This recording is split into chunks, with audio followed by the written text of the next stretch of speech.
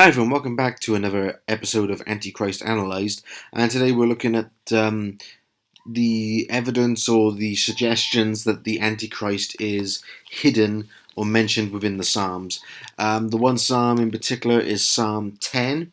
I'll just read part of it because it does sort of talk about one person individually. Why, Lord, do you stand far off? Why do you hide yourself in times of trouble?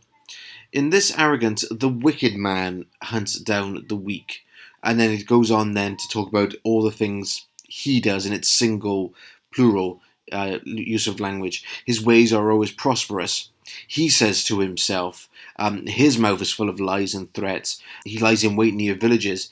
His eyes watch in secret for his victims. He lies in wait to catch the helpless. His victims are crushed. He says to himself, etc. Now, a lot of people have sort of caught on to the phrase "the wicked one," and I think what they've tried to do is create many different titles for the Antichrist. And the wicked one does seem to be a very good title to describe this kind of person. It's also called the evildoer in verse 15. Break the arm of the wicked man. Called the evildoer to account for his wickedness.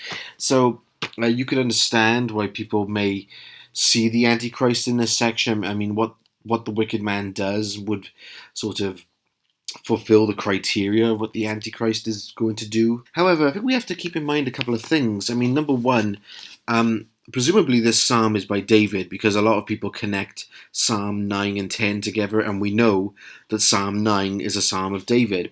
So presumably Psalm 10 is by David. And what is the case? Most of the time is that David is describing things that were happening in his own life. This is basically talking about his enemies that pursue him and attack him. And what seems to be the case is that David has sort of personified the ways of the wicked into one man called the Wicked One. He's sort of using that title as an umbrella to cover those who are wicked, those who do not follow the Lord.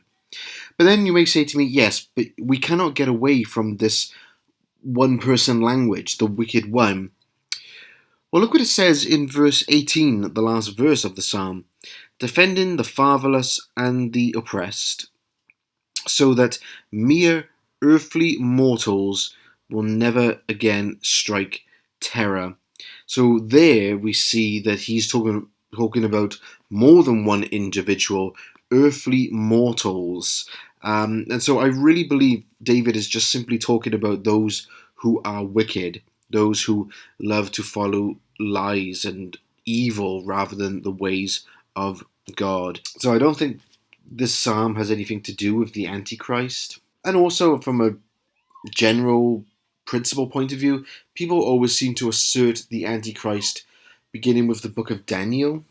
I mean, I know a lot of psalms were written post exile and in exile, but David is pre exile, at least 500 years or so before Daniel. So even if the Antichrist was true and is going to happen, would that have been revealed to David? So I just think it makes much more sense to view it of things that were happening in David's time.